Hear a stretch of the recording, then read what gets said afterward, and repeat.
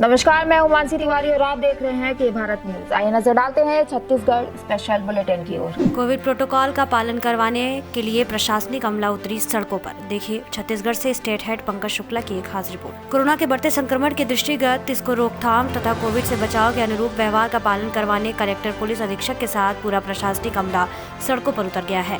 Collector Sanjeev Kumar Jha ने इस दौरान अधिकारियों से कोविड संक्रमण की रोकथाम के लिए सार्वजनिक तथा भीड़ भाड़ वाले स्थानों एवं दुकानों में कोविड प्रोटोकॉल का कड़ाई से पालन सुनिश्चित करवाने को कहा। अनावश्यक रूप से घर से बाहर न निकलने तथा बच्चों और बुजुर्गों का विशेष ध्यान रखने को भी कहा। रोजाना बढ़ रही मरीजों की संख्या देखे छत्तीसगढ़ से स्टेट हेड पंकज शुक्ला की एक खास रिपोर्ट। कोरोना संक्रमित बढ़ते मरीजों की संख्या के लिए कई गाइडलाइंस जारी किए गए हैं, जिसमें 100 से अधिक बेड एवं शहर के निजी अस्पतालों को भी कोविड-19 के मरीजों के इलाज के लिए पैकेज दर निर्धारित कर शहर के पब्लिक के मन का भ्रम दूर किया गया।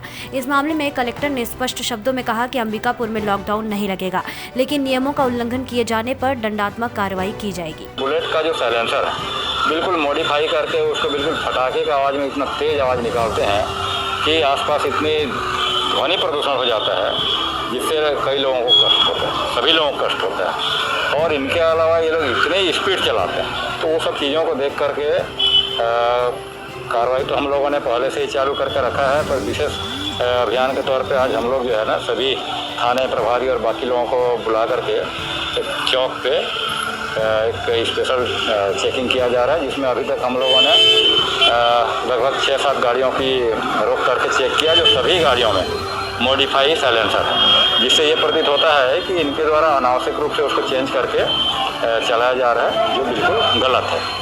लोग बुलेट चलाएं, बुलेट चलाने में दिक्कत नहीं है, बट वो जो मानक साइलेंसर है जो निर्धारित है शोरूम से जो गाड़ियाँ आती है वो साइलेंसर रहे, कोई दिक्कत नहीं है। और विधिवत हेलमेट लेकर के गाड़ियों को देखिए साइलेंसर मॉडिफाई है, बाकी कागजात है नहीं है वो चेक कर रहे हैं। उसके अलावा हेलमेट पहने हैं नहीं पहने वो चेक कर रहे हैं, और जितनी कमियां होंगी उनकी गाड़ी को उसके तहत जो है मोटर व्हीकल एक्ट में धारा लगा करके चालानी कार्रवाई किया जा रहा है और कोर्ट पेश करेंगे।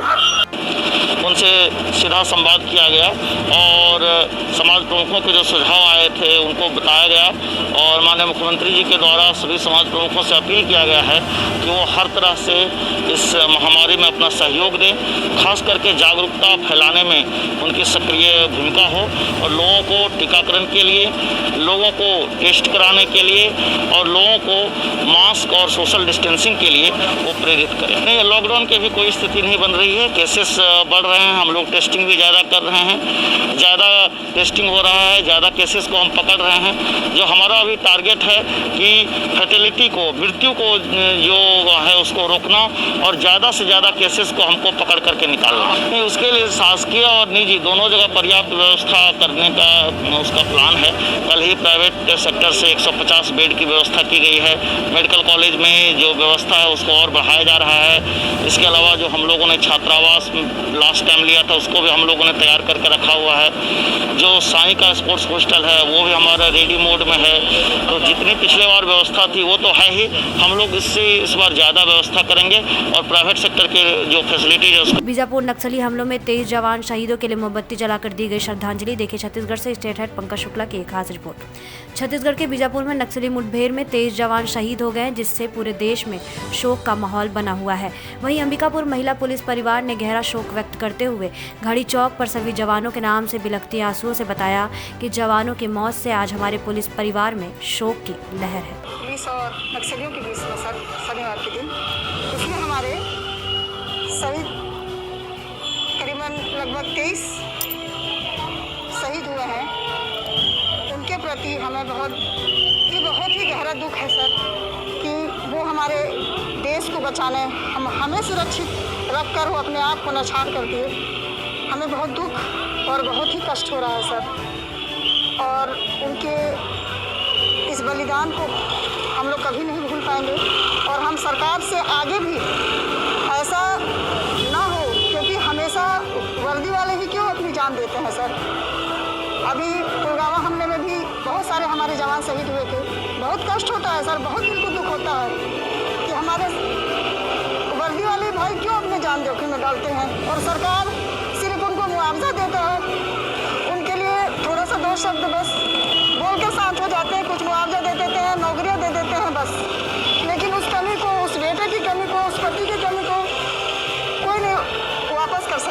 अंबिकापुर में भारतीय जनता युवा मोर्चा ने किया पूर्व सैनिकों का सम्मान। देखे छत्तीसगढ़ से स्टेट हेड पंकज शुक्ला की खास रिपोर्ट। अंबिकापुर भारतीय जनता युवा मोर्चा ने सेना सैनिक के सम्मान में भाजपा युवा मैदान में कार्यक्रम के तहत शौर्य सैनिक सम्मान समारोह का आयोजन भारतीय जनता युवा मोर्चा प्रदेश अध्यक्ष अनुराग सिंह देव के आह्वान पर जिला अध्यक्ष अनिल सिंह मेजर के निर्देश पर किया गया, जिसमें पदाधिकारी एवं कार्यकर्ताओं के साथ पूर्व सैनिक का सम्मान कार्यक्रम मंडल अध्यक्ष अम्बिकेश केसरी की उपस्थिति में सम्पन्न हुआ, जिसमें अंबिकापुर के भूतपूर्व सैनिक को शॉल एवं श्रीफल भेंट कर सम्मानित किया गया। पूर्व सैनिक प्रकोष्ठ बीजेपी का उसके माध्यम से पूर्व सैनिकों का सम्मान करने का और जिन्होंने शहादत दी है उनको ऑनर करने के लिए पूरे देश भर में अभियान चलाया है। उसके तहत ही आज अंबिकापुर में भारतीय जनता युवा मोर्चा ने कार्यक्रम रखा था।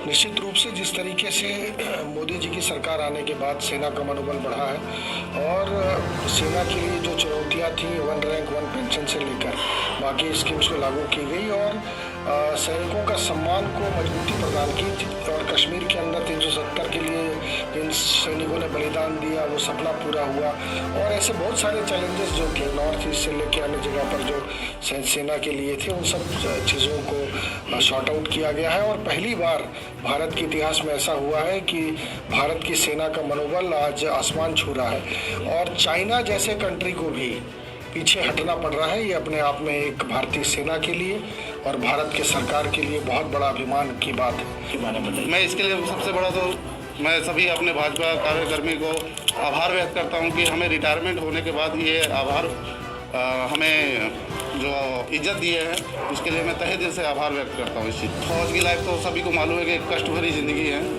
और ये मेडल पाना सबके बस की बात नहीं होती और वर्दी की जो उसमें जाते हैं बहुत जो जाते हैं वो असफल भी होके आते हैं। भर्ती के लिए जो भी जाते हैं वो असफल भी होते हैं। ये हमारे मेहनत का नतीजा जो आज हमें ये मेडल हमारे सीने पे लटका हुआ है। ये मेडल ही नहीं है, हमारा इज्जत भी है और इस इज्जत को हम बरकरार करते हैं। सर मैं इस चीज़ के लिए बहुत दुखी हूँ कि मैं व्हाट्सएप और फेसबुक में कमेंट्स पास करने से इस चीज़ का आभार व्यक्त नहीं हो पाएगा, क्योंकि जो उन परिवार से पूछो जो उनके शहीद हुए मेंबर और ये बहुत दुखद घटना है जो हमारे देश के भाई हमारे फौजी भाई हो चाहे CRPF हो, ये उनके साथ जो हुआ है बहुत गलत। ऐसी तमाम खबरों के लिए बने रहिए हमारे साथ और देखते रहिए के भारत न्यूज़।